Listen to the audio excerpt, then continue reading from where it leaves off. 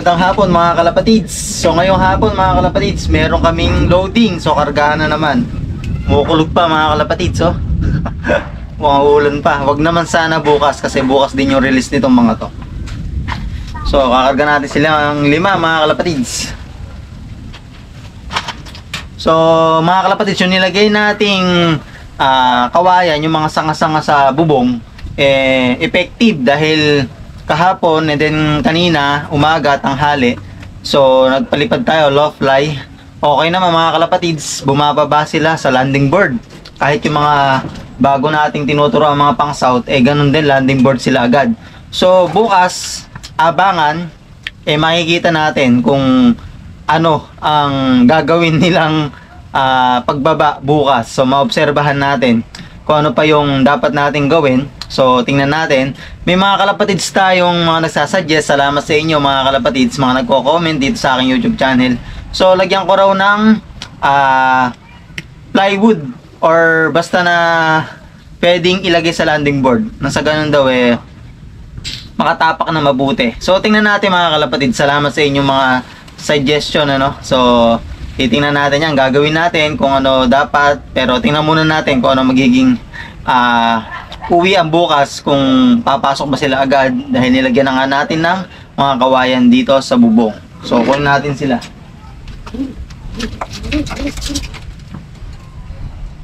Kung tatanungin nyo mga kalapatids, maganda hipo ng mga ibon natin.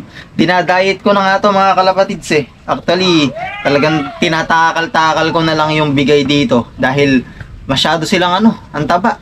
Oh, taba nila. Maganda to kung south yung laban, pero pag norte, ayoko masyadong mataba. Pero ganun pa man okay lang, wala tayong magagawa. Siguro sa conditioning, sa sistema natin. Ito, kahit itong natin na to, itim na itong isa. Ganda din. Ang kikinis nila mga kalapatids. So sabi ko nga mga kalapatids wag naman sanang puro kinis lang. Dahil itong mga linyada na to, susubukan pa lang natin dito sa aking loft. Pero sa pinanggalingan nito, yung mga lahi nito talagang nasubukan na nila. Ayan. Van de Merwe, mga kalapatids. Peter Van de Merwe.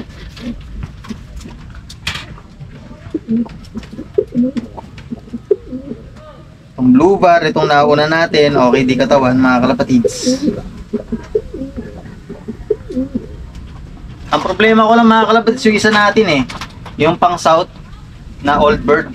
So hindi ko gusto yung katawan niya manipis. So hindi ko alam kasi lockbred yun ganun nilabas. Pero yung magulang naman niya, yung lap champion natin, kasi yung nanay maganda katawan nun, lalo na pag nakakukondisyon ko mabuti. Tsaka yung lolo nila, and then yung syempre yung lola niya, si Hooters, talagang maganda katawan nun, lalo na din pagka kinukondisyon ko. Ito yung pinakamalaki nating itim. Ang laki niya mga kalapatids, maraming nagkakagusto rito maraming nagko-comment ang ganda ro ng itim natin. So sana wag puro ganda mga kalapatids. Ang ganda ng pakpak ko. Pulbos, so humahaba na risa, sakto sa derby. Mga kalapatids, pulbos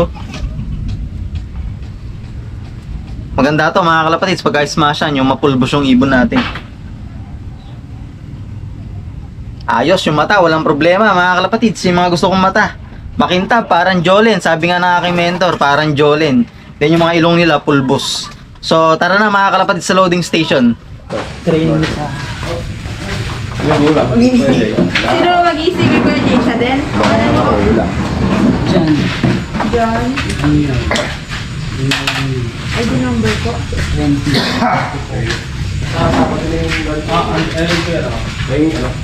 Suga. Mudi ko yung paa niya. Umuwi ka ba kasi?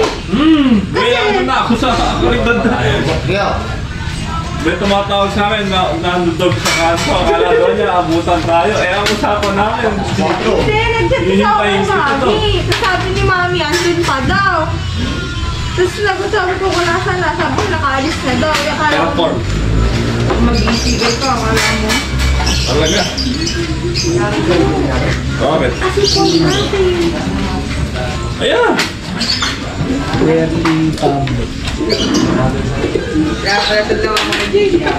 Ay, si number 2. Sabi ni Kuya Michael, okay na eka yan. Sige. Good day mga kalapatids. Ngayong araw meron kaming training Santo Tomas. So Pangasinan yata yun o di ko alam, basta gawing norte kami mga kalapatids, Santo Tomas. So ngayon natin makikita, ngayon natin masasaksihan kung ano ang magiging uwi ng ibon at saka kung paano sila ngayon bababa dito sa ating loft. Pupunta pa rin ba sila sa bubong or magdadirect na sila dito sa landing board? Kasi dinagdagan pa natin yung mga sanga ng kawayan doon sa bubong, kaya halos talagang may ilang na sila. So malalaman natin ngayong araw. So malapit-lapit na yung pauwian, 1-1 na ang speedan sa ngayong oras na to mga kalapatids.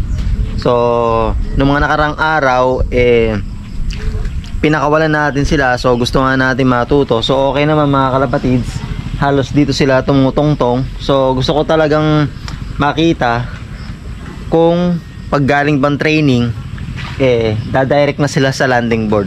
So masasaksihan natin yan mga kalapatids. So wala naman tayong sinalihan, hindi tayo sumasali sa pooling. So training lang talaga yung hangad ko ngayon, pero may mga nakapuling. So good luck sa pauwian. Pumapalo na sa 100 plus kilometers yung aming club training. So sana maganda pauwi nila. Good luck mga kalapatids. Abang-abang tayo. Yan mga kalapatids, meron na tayo isa, kulay itim. Ayun oh. Yun. Umiikot.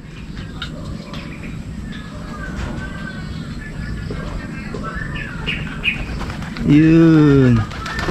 Ayos, landing board mga kalapatids.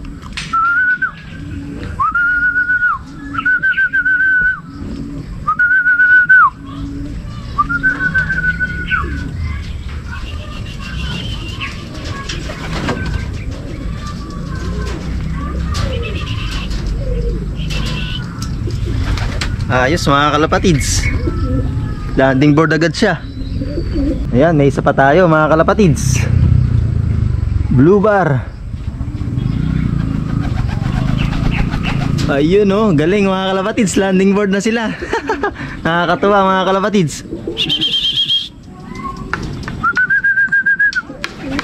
Ayos. Ayan, may dumidi pa tayo mga kalapatids, yung kulay itim na isa. Yun o, malayo pa lang nakikita ko ng dumidi pa mga kalapatids. Tingnan natin kung landing board din siya mga kalapatids. Ayan na, didi pa na mga kalapatids. Oh, ilang pa ng konti mga kalapatids. Kumbaga kinakapa-kapa pa, dahil ilang araw pa lang natin tong nailagay at nasusubukan nila. Ayan na mga kalapatids, iikot pa. Pero kung wala yung mga kalapatids, nakababa na yan sa bubong.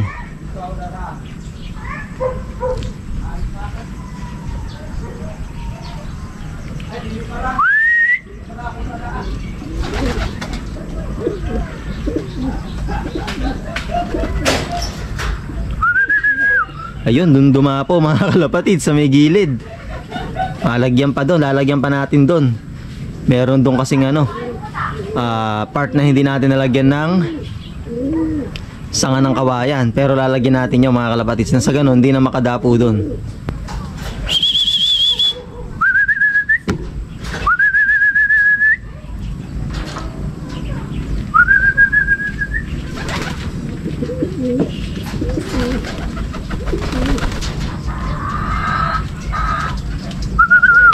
Eto mga kalapatids, dumidi pa, blue bar. Tingnan natin kung saan dadapo.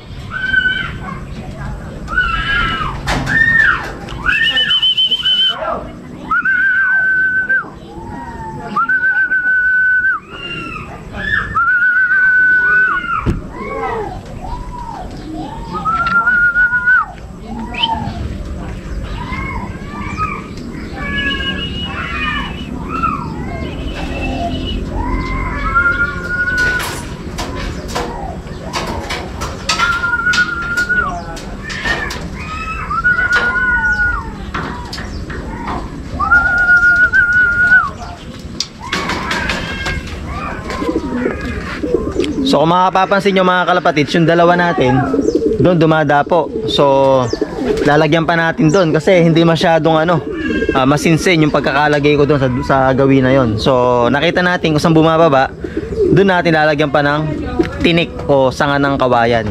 So isa na lang hinihintay natin, yung anak ni Lap Champion. Okay, eto na anak ni Lap Champion mga kalapatids. Yun.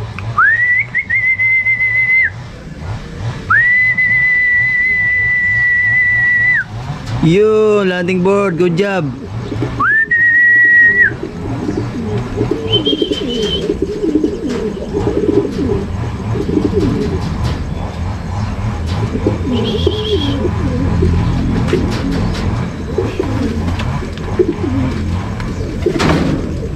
So yun mga kalapatids, nakita natin dalawa yung medyo nagpasaway.